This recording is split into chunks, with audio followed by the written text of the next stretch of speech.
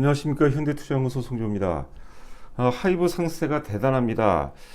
역사의 고점을 돌파하면서 우리가 그동안 이제 강조했던 것처럼 관성이 이미 그 자리를 잡고 또 이제 그 가수요까지 개입되는 그런 모습을 보이고 있습니다.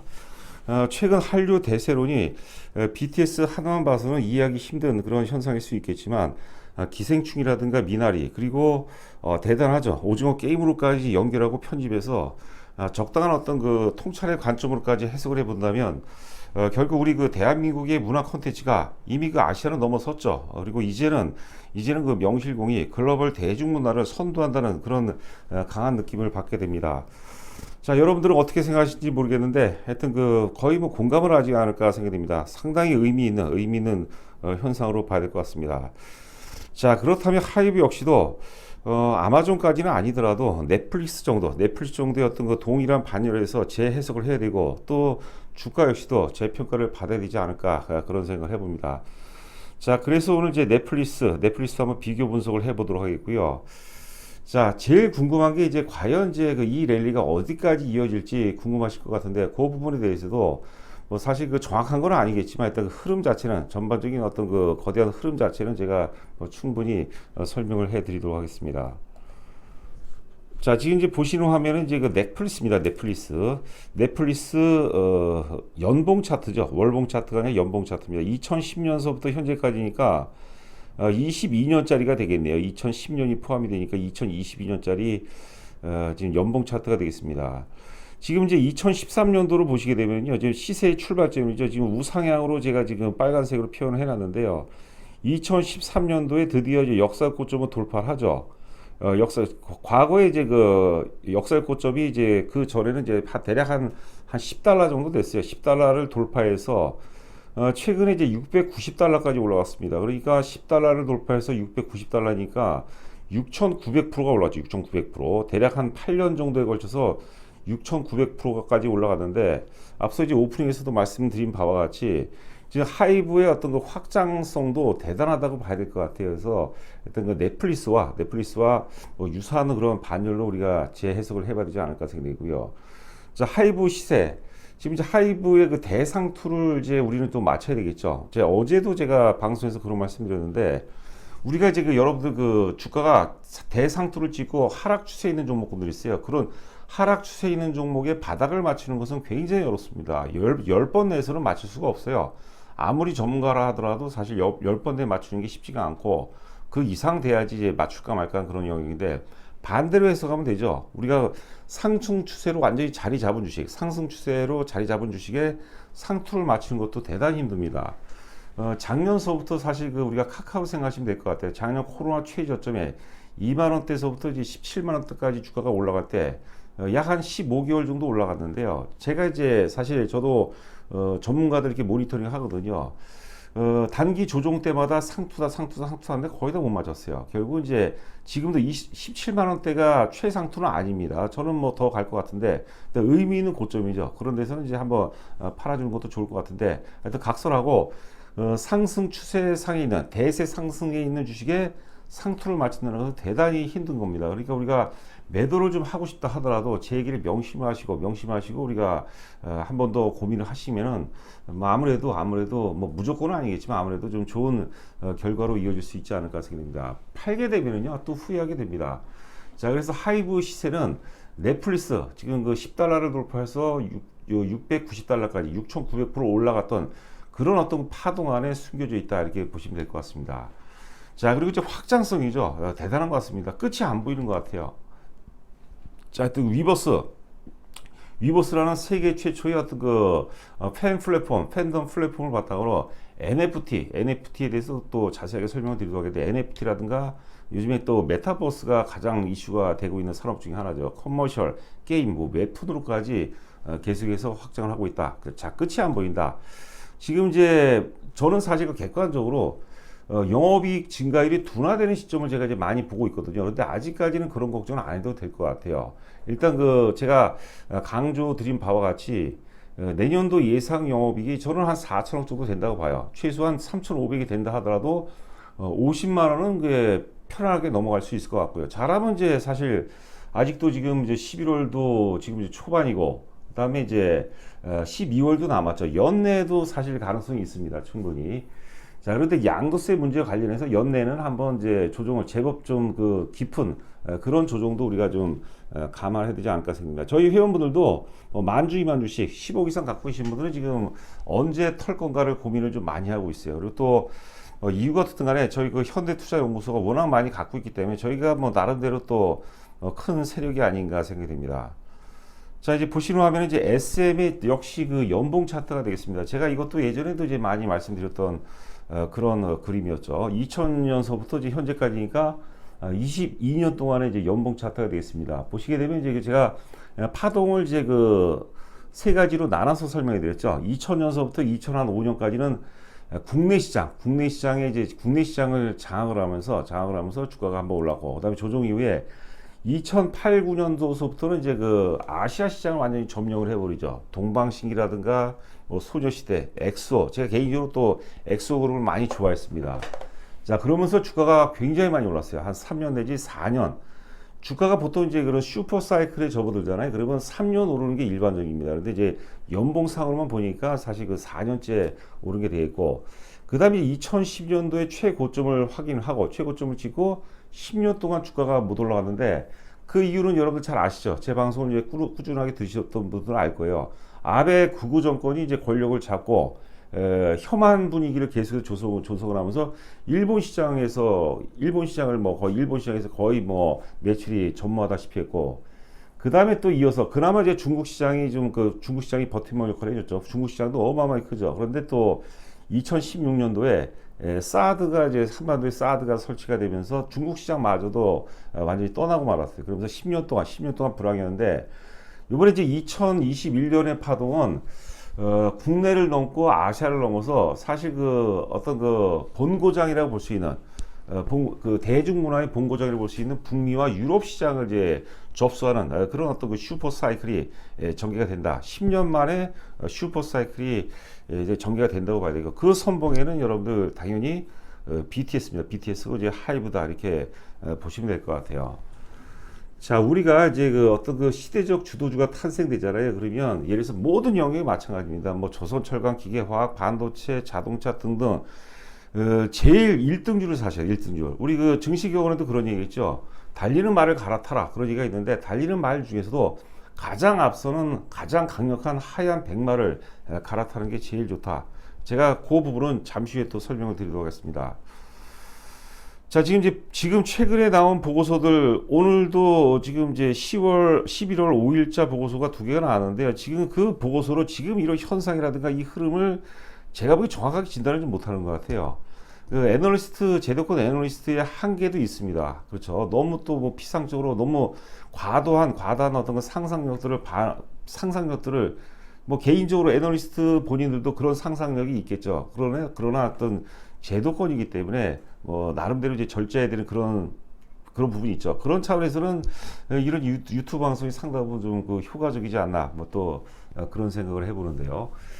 자, 지금 보시는 화면은 이제 제가 그 4개 분면으로 구분했습니다. 지금 좌상단이 한국투자증권하고 이제 우상단이 이제 하나금융인데, 이거는 이제 11월 5일자 보고서입니다. 일단 영업이익 추이만 한번 살펴보도록 하겠습니다. 한국투자증권에서는 올해 예상 영업이익을 이제 2,060억을 보고 있고, 내년도 예상 영업이익을 이제 4,400억을 보고 있는데, 제가 보기에는 앞서 메타버스라든가 NFT라든가 게임이라든가 웹툰 이런 것들을 다 장착을 한다면, 자, 지난번에 이베스트 증권에서 5천억 이상을 5,500억을 제시했는데 5천억도 넘을 가능성이 충분히 있지 않나 생각됩니다. 지금 뭐 산업의 어떤 그 라이프 사이클이 굉장히 빨라지고 있거든요.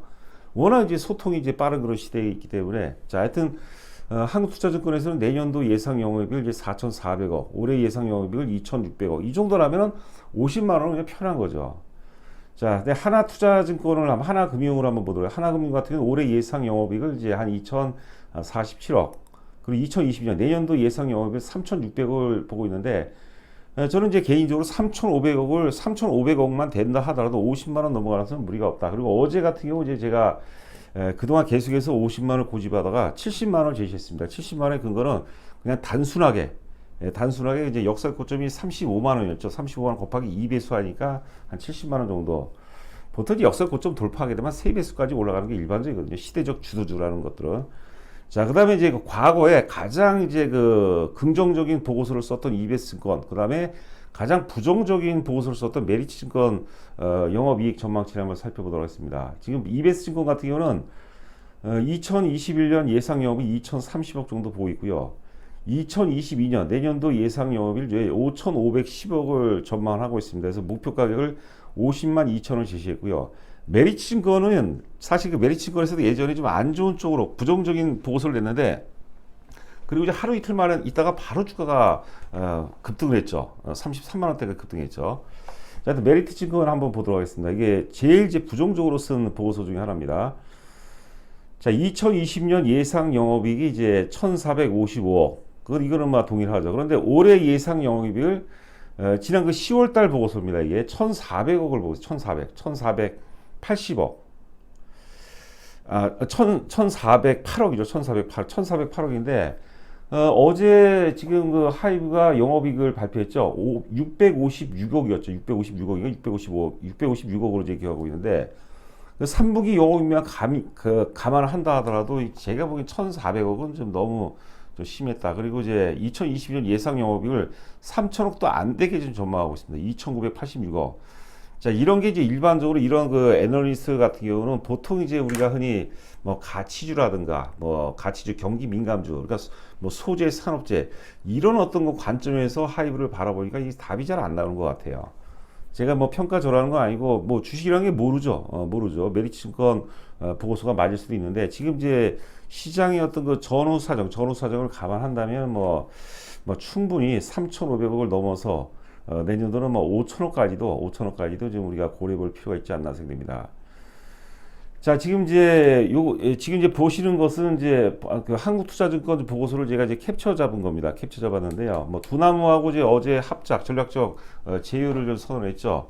서로 이제 그 하이브 입장에서 이제 3자 배정 형태로 유상증자를 통해서 이제 지분을 이제 그 두나무의 지분을 이제 5.57%를 획득했고, 또 아울러서 전환사채를 또 4천억을 발행했는데, 조달금리가 제로예요, 제로.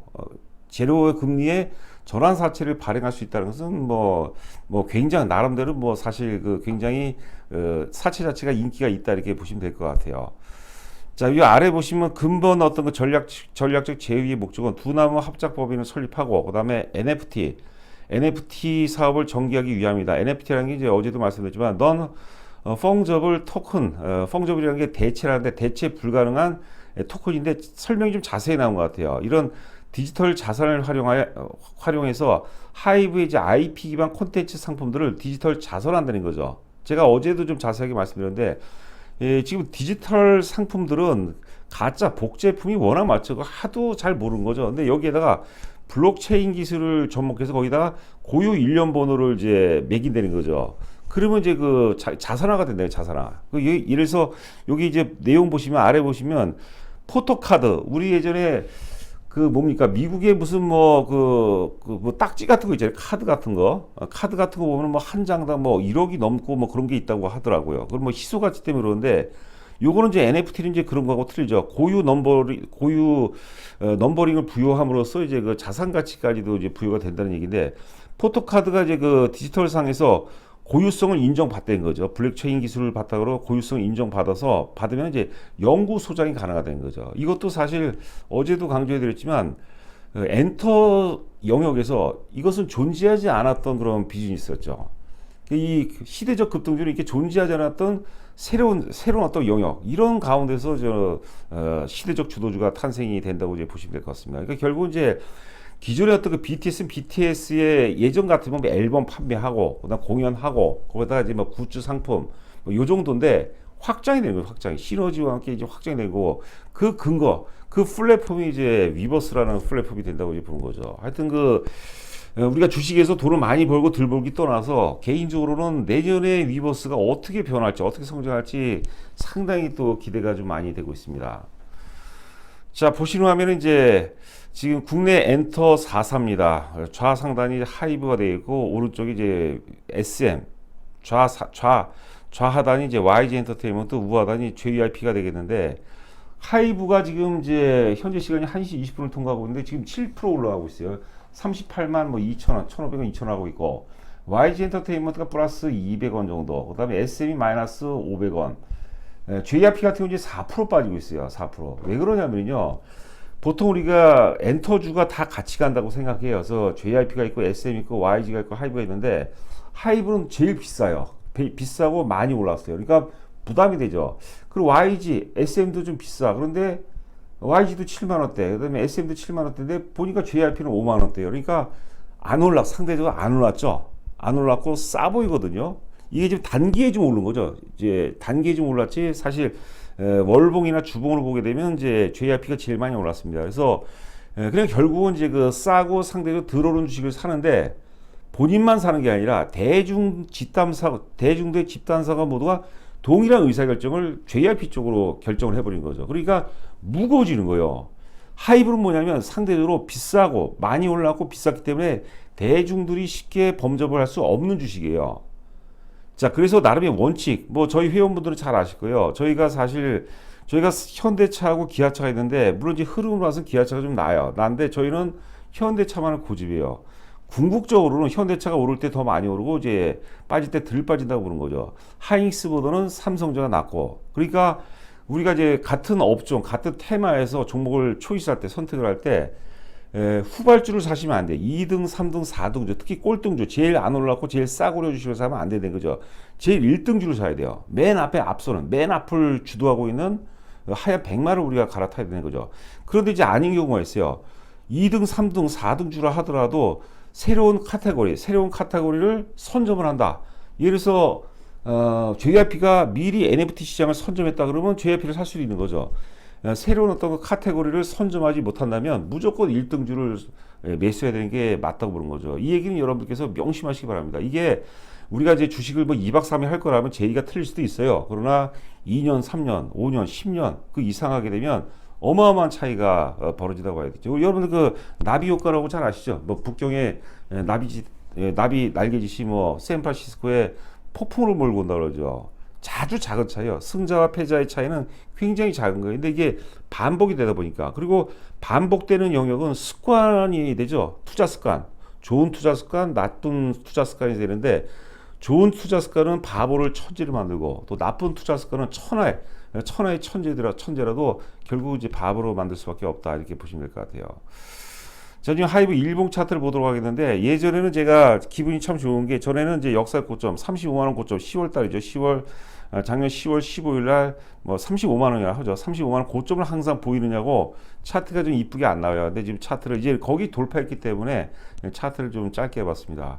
거래량을 보세요. 지금 12시 53분 현재 이제 51만 주, 지금 1시 23분을 통과하고 있는데 57만 주밖에 안 나와요. 제가 이제 회원분들께 거래량 몇 주가 되면 이제 매도를 준비하라 그 말씀을 드렸죠. 그 전까지는 여러분께서 끌고 가셔야 돼요. 하루하루 주식을 어떻게 합니까? 어제 같은 경우도 난리가 났어요. 어제도 주가가 막 7% 오르니까 막 팔고 싶어서 난리가 난 거예요. 근데 어제 적당히 팔고 오늘 저점이 되샀으면 참 좋은데 그거는 여러분 불가능하고, 왜 그러냐면요. 그렇게 되면 이제 투자가 아니라 투기가 돼버리는 거예요. 투기를 통해서 여러분들 돈 버는 사람 못 봤어요. 투기의 말로는 뻔합니다. 100점 100패예요. 그리고 이게 스트레스를 받아요. 스트레스 받으면 병이 생기고, 주식을 사게 되면은 이게 자주 보게 되고 단기 매매하잖아요. 그럼 이게 그 주식이 번뇌 덩어리가 되는 거죠. 그냥 사놓고 적당히 바닥에 있는 좋은 주식을 앞으로 좋아질 회사를 사야 되겠죠. 물려놓고 그냥 기다리는 거예요. 목표가 올 때까지. 내가 5만 원 샀는데 이게 10만 원 간다 그러면 10만 원 올 때까지 기다리는 거예요. 뭐죠? 시간의 위대한 힘을 믿고 자 기다린다. 이게 저는 가장 좋은 아주 단순하면서도 아주 최고였던 거 저는 투자 방법이 아닌가 생각합니다. 갑자기 그 톨스토이 생각이 나네. 톨스토이가 한 얘기가 최고의 진리는 가장 단순하고 가장 소박한 데 있다. 뭐 그런 내용을 제가 어디서 들었던 것 같은데, 여하튼간에 이게 뭐 이분법이죠. 사느냐 파느냐 오르냐 빠지냐 이분법이기 때문에 너무 복잡하게 생각하지 마시고 최대한 단순하게 투자 전략, 투자 기법, 투자 원칙을 수립할 필요가 있다.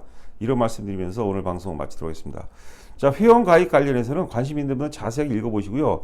저한테 문자가 회원이 아닌데 저한테 문자가 너무 많이 와요. 막 새벽 1시에도 막 오고 그러거든요. 제발 여러분들 그 당부드립니다. 그러지 마시고요. 하여튼 입금하시고 입금자 조남을 제 전화번호죠. 보내주시면 제가 성공 투자가 어떻게 될지, 하이브를 어떻게 매매해야 될지, 언제 매도해야 될지 제가 상세하게 말씀드리도록 하겠습니다. 자, 한 주간 고생 많으셨고요. 저는 또 다음 주에 여러분들 찾아뵙도록 하겠습니다. 감사합니다.